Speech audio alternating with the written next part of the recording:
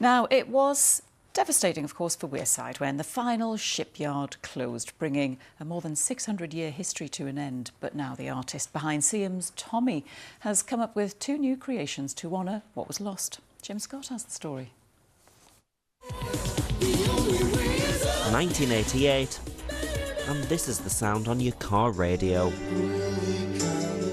But it's not a happy time in Sunderland as the last shipyard closes. This is the Plimsoll line. The ship loads down to this line here and it's to stop ships getting overloaded. Alex was among the last batch of workers. He started back in 1973. There was a job came up on the shop blasting plant on night shift that nobody wanted. Got the job. It was a great big machine about the length of this building and it was a dirty, dusty, noisy.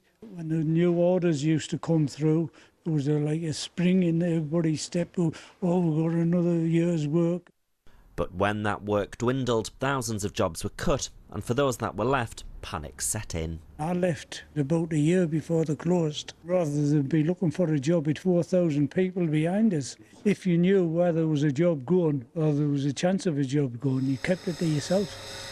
Since then, most of the city's shipyards have been lost, but a part of them survives at Sunderland's Maritime Heritage Centre. This is a pneumatic rivet gun used throughout the shipyards.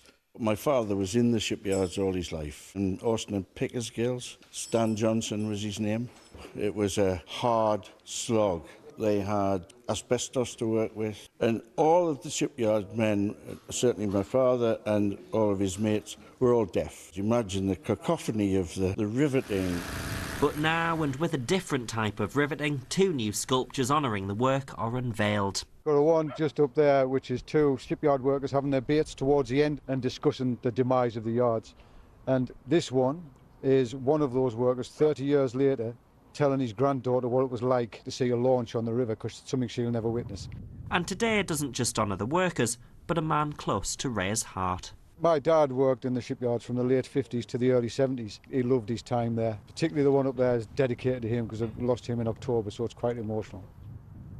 Well, it isn't until you get right up close and personal that you realise just how enormous these sculptures really are, but it's quite fitting for an industry that was so big in Sunderland, and now the city has got 2 of these pieces of artwork to fondly look back on the memories.